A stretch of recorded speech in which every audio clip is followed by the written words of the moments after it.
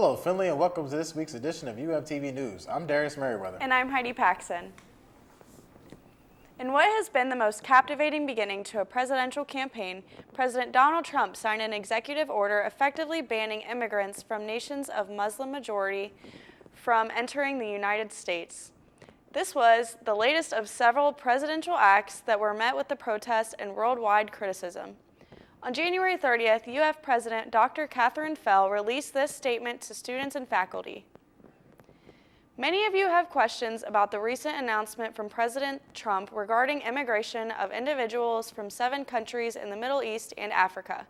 We do not have students from these countries currently enrolled, but we understand that the members of our campus community may still have concerns. Please rest assured that the University of Findlay is committed to supporting all members of our institution. We celebrate our diversity and understand that we are stronger by being a campus that welcomes and supports students, faculty, and staff from around the globe. Dr. Fell reminded students of the services provided for those who may have questions regarding this action. For updates and student reactions, visit The Pulse. Washington, D.C. had the world's eye on them January 20th as Donald Trump took the oath of office on the step of the Capitol building. However, protests, which have gone on since the election in several major cities across the U.S., have become more and more prevalent. UF's own Jake Sarver, a senior public relations major, was in Washington to attend the inauguration and take part in the protests. To read more on Jake's experience, check out this week's edition of The Pulse. For the first time in history of the Academy Awards, there's a Black nominee in every category. This might have been a response to the 2016 awards where several Black actors such as Will Smith and Spike Lee boycotted the show because of the Oscars' lack of diversity. See who wins this year at the '89 Oscars ceremony live on ABC February 26th. Coming up, we show you what's going on around the Findlay community. Stay tuned. Wasbro Rental Property is a family-owned and operated residential rental company serving Findlay, Ohio and the surrounding areas. For over 50 years, Wasbro Rental Property has helped residents find the right apartment to fit their needs. Go to theshermanhouse.net for more rental information or call 419-423-8321. Wasbro is proud to support the Findlay Media Network. Are you struggling with an opiate addiction and pregnant? We know it can be scary to ask for help when you don't know how others will treat you when you reach out. You are not alone, and there is help available for you and your baby. A treatment and recovery resource guide is available that can provide valuable information. Please call 419-424-1985 to receive a free copy of the resource guide, sponsored by the Hancock County Board of Alcohol, Drug Addiction, and Mental Health Services.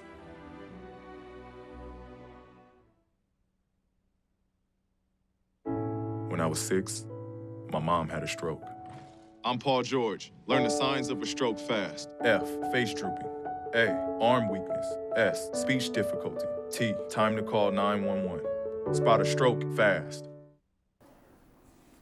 Welcome back. Bonus bucks continues to be a huge question on campus. UFTV's Olivia Wild was back to find out more about the students' concerns.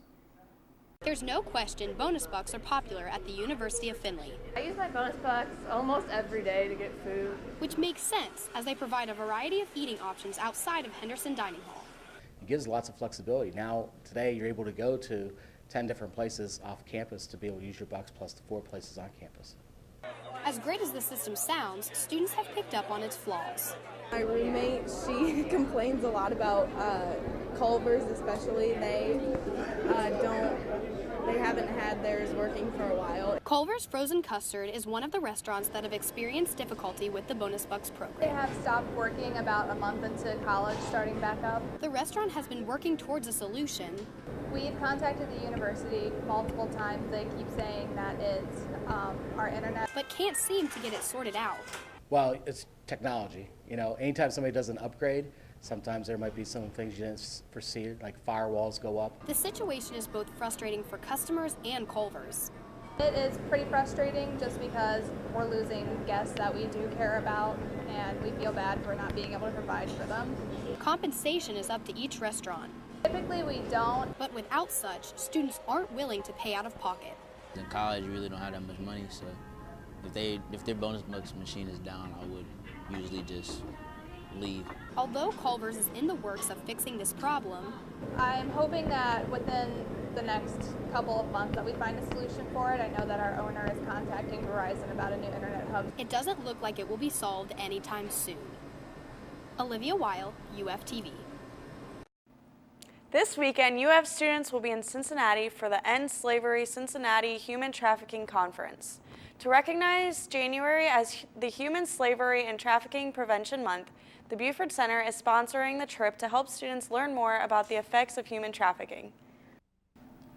Dance Marathon has risen over $150 million for families and their children with special need. But what exactly are these family stories? UFTV's Alexis Mitchell got a chance to sit down with one of these families. Dance Marathon has raised over $150 million for families and their children with special needs. But what exactly are these families' stories? I got a chance to sit down with one of these families. I'm Katie Staggles. I'm Robert Linden. Emmett. Molly. Robert and Lyndon were born premature after their mother, Katie's, ultrasound showed what's called twin-to-twin transfusion. Robert came out just fine, but when Lyndon was born, he made no sound. He wasn't breathing, so they had to intubate him right there in the operating room. And then once he was stable enough to transport down to the NICU, they rolled their little incubator over so that I could see them because I wasn't allowed to touch them or anything yet. Through Children's Miracle Network, Robert, Lyndon, and the rest of the family got to meet others under similar circumstances.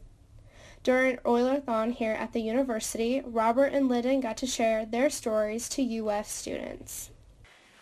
Just to be around such incredible people who are doing something so good. I hope that they'll be involved in Dance Marathon when they go to college someday too.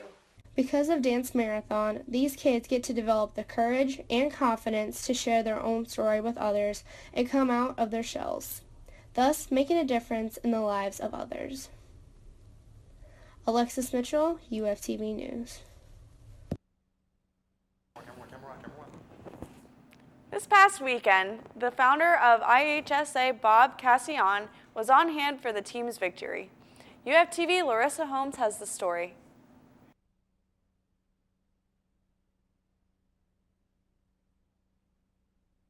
It's very exciting for us. We love hosting Bob. This is by far not the first time he's been with us. When I started this, I was 17 years old because I wanted to continue to ride. I never dreamed it would get to be where it is today. And to see all of this with all of these riders all over the country, I'm very proud of the whole thing. Not only is Bob here to celebrate with us, but he's here to celebrate the entire IHSA program, with it being not only Bob's 50th year, but also the IHSA's 50th year. I'm going to tour the country and meet the riders and meet the coaches and meet the parents. I must have come here 8 or 10 times over the years to Findlay. You have a great program, both English and Western. The team is spectacular. I mean, when I walk in this arena, everybody had a smile on their face. Everybody was upbeat. Well, to have an equine study program like University of Findlay does, with the industry the way it is today, to come out of a program like this and go into the industry is a leg up, if you will. Former Oiler football player and current Chicago Bear Harold Jones-Corte will be on campus Friday, February 10th to speak at the Fridays at Findlay event at Weinbrenner. Admission is $10 per person and $5 for students. Up next, we have Brandon Emsweiler with Our Oiler Sports. Hey, look, it's those guys. Are you good to drive? I'm fine. How many did you have? I should be fine. You should be. Go and step out of the vehicle for me. See ya, buddy. Good luck. So turns out, buzz driving and drunk driving, they're the same thing, and it costs around $10,000. So not worth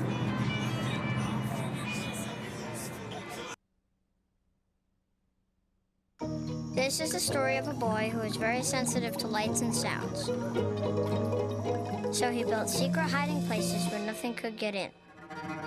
The boy didn't like looking people in the eye. It made him feel uncomfortable. One day, he found out he had something called autism. His family got him help, and slowly, he learned how to live with it better. Early intervention can make a lifetime of difference. Learn the signs at autismspeaks.org. UFTV is your university and community TV station. Hello, Findlay. This is Brandon Emsweller for your Oilers Sports. The women's basketball team was back in action at Croy Gymnasium on Monday, going up against the Walsh Cavaliers. This was a hard-fought battle between both teams, and towards the end of the game against Walsh, to keep the game alive in the closing seconds, Haley Horseman drives with the left hand and gets the lay-in to take it to overtime. From there, the Lady Oilers would edge out the Cavaliers, winning 76-73. Leading in points for the Lady Oilers was Krista Putoff with 18 points, and Anna Hintz led in rebounds with 13. Definitely going to the board to get those baskets. Now with the men have been bit by this injury bug, as they have some key players out for the season. Starting guard Austin Gardner and starting center Alex White are both out with torn ACLs, but Tyler Stern-Tucker was back in action Monday against Walsh after missing time due to a shoulder injury. Fans were holding their breath towards the closing seconds of regulation, just like the women's game, as the Oilers were up at half with a commanding lead. But the Cavaliers would fight their way back into the game. What was originally an 18-point lead going into the second half was washed away, making it a tied game with about 24 seconds left. The Oilers held the ball for the last second shot, and Martise Kimbrough would try to make that game winner. Instead, the ball bounces out of the rim, and only to be tipped back in by Taryn Sullivan to give the Oilers another win on the season.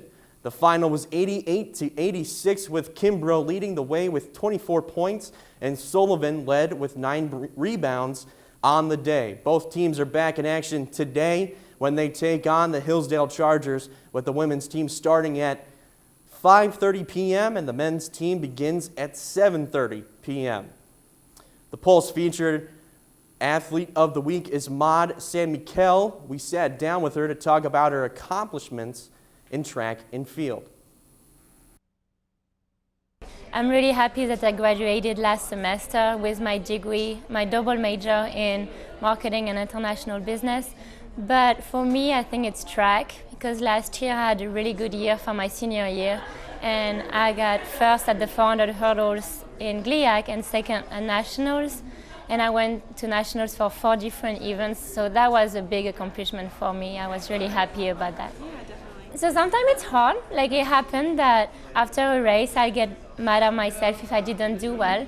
But my point of view is that you need to learn from your mistakes, and that if you're not positive, you're not gonna go anywhere in life. Like, I think being positive makes your life better. And I just feel like also when I'm being positive and motivated for people, I see that they do better, and that they, it's a mental thing. So I love helping others, so that's why I'm always positive, and even for myself. So I think it's the way to success. It's like to believe in yourself and being positive. Than like if you complain all the time, you're not gonna go anywhere. Yeah. Full exclusive interview with Maud is available on the Pulse website. For UFTV Sports, I'm Brandon Emsweller. Back to you guys at the news desk. Thank you, Brandon. That wraps it up for this week's edition of UFTV. Remember, you can view all these stories and more on our website at fmn.finley.edu. I'm Darius Merriweather. And I'm Heidi Paxton. Have a great weekend.